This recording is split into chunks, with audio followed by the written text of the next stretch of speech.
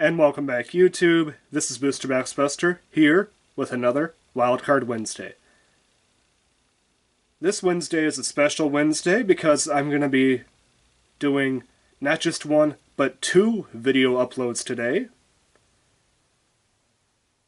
And as you can see, the first one is going to be a very different style video for me, as it is my very first movie review. That's right. Yesterday, I went to go see the Detective Pikachu movie, and I gotta say, I enjoyed it quite a bit. And I'm gonna give you just kind of like a short review about what I thought on the movie, and if I would recommend it to other people. So, the movie is about this person who is in about their early 20s named Tim Goodman, and he's on a case to solve his father's disappearance. Along the way, he meets a Pikachu that, for some means or another, he can actually talk to this Pikachu, but nobody else can. He has a relationship with this Pikachu for whatever reason. He could talk to him, he can understand him, but nobody else can understand this Pikachu. It's kind of like a Dr. Dolittle thing, but only for this specific Pikachu. He cannot understand other Pokemon. But the cool thing is Pikachu can talk to other Pokemon and kind of be an intermediate to him, which I kind of like as a nice little plot device. First up, I gotta say, the acting in the movie is pretty decent. The person who plays Tim does a pretty good job. Ryan Reynolds as Pikachu, as the voice of Pikachu, does a fantastic job. Honestly, great casting for that position. The main villain is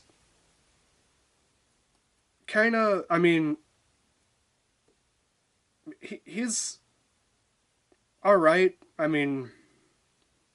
As far as casting, honestly, nothing great but nothing bad. And the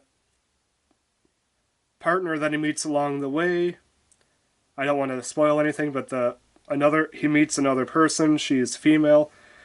She does a pretty good job acting as well. I love the world that it's set in. Rhyme City is a fantastic world to bring to life. The fact that in the city, Pokemon are not contained in their Pokeballs, but Pokemon and human live side by side. Like everybody in the city has a Pokemon partner, and like literally they go everywhere with their Pokemon. It is just a beautiful sight to see. The main reason to go see this movie is for the real life, realistic style Pokemon. I gotta say, they did a fantastic job with pretty much every Pokemon in that movie. Honestly, it almost brought a tear to my eye to see all those Pokemon in realistic style.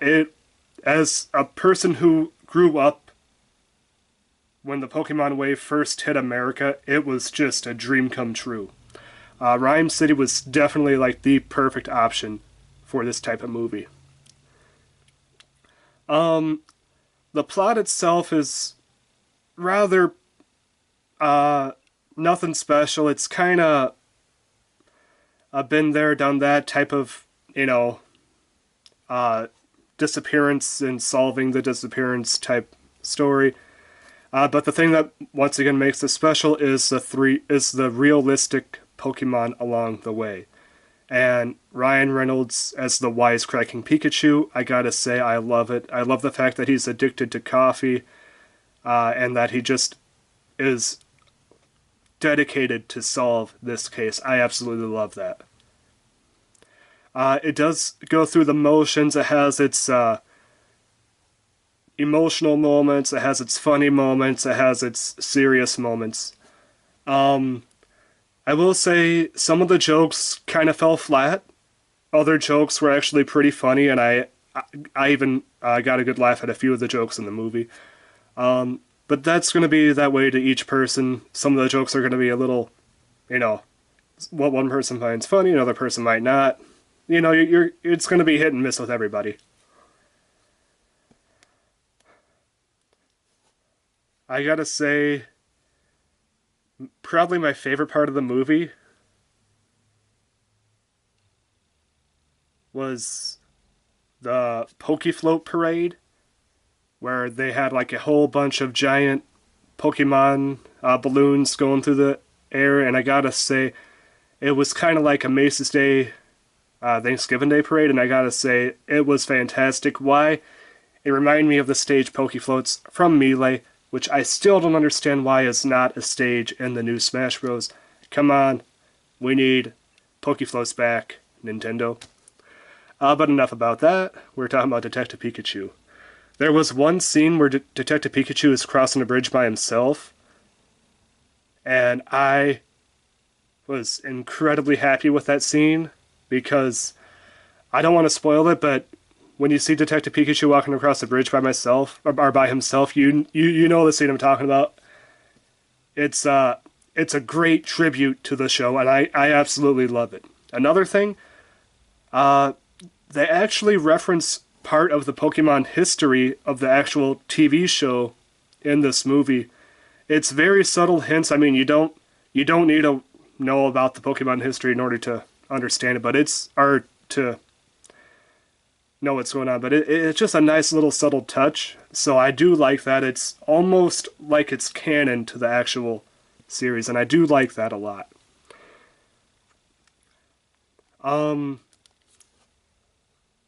there are a few questionable spots. It kind of throws you right in the middle of things going on. I understand it's supposed to be like a disappearance mystery or a murder mystery type plot, but it's a bit of a confusing start.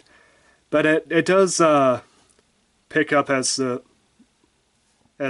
movie goes along, especially once Detective Pikachu is introduced. That's when the movie starts to get good, in my opinion.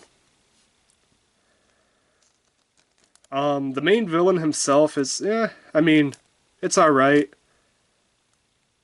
No, very bland, nothing special, nothing memorable about the main villain, but nothing grievous either. It's just you're kind of run of the mill villain, so nothing special in that department.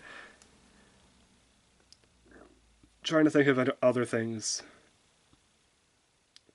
Uh, just to see the 3D Pokemon, the actual real life, put people with Pokemon, especially in Rhyme City where everybody has a Pokemon partner. It was just beautiful. Like I said, it nearly brought a tear to my eye. Definitely beautiful to see that. They did a fantastic job with nearly every Pokemon model in the entire movie.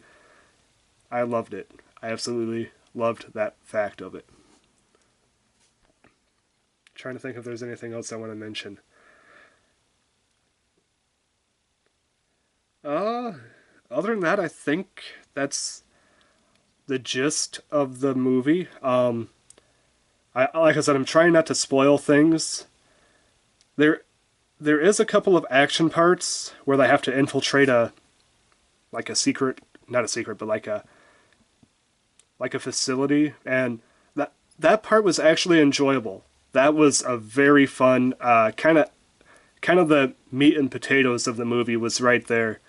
Um, and I also love the fact that this movie shows that Pokemon are not inherently evil, that they are turned, that they're kind of just superposing what their owners are. So if their owner is a bad guy, the Pokemon will kind of be a bad guy. Pokemon are not inherently evil. They are actually good natured, or they are just kind of scavengers, just like animals in the wild. Animals aren't evil. They're just out there to survive. Just like Pokemon. Pokemon are not evil. They're just doing what they do to survive. And if and the only way that they become bad guys is either through their master or through some sort of tainted ability. Let's just call that tainted source. Kind of like Team Rocket, you know? That is one thing I do wish that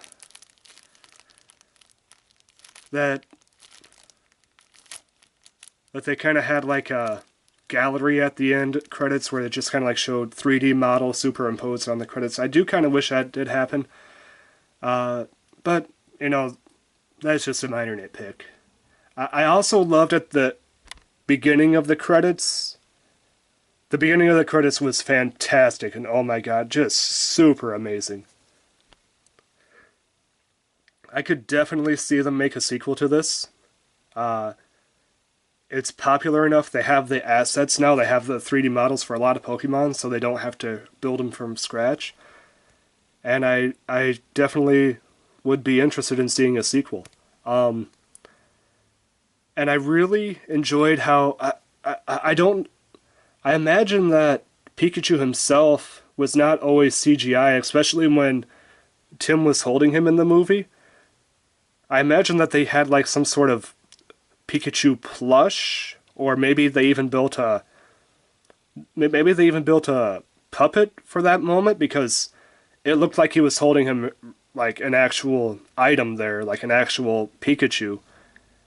So for that part, I imagine it couldn't all be CGI, probably his mouth, but I can't imagine the whole thing being CGI there. If not, if it was all CGI, they did a very good job with that.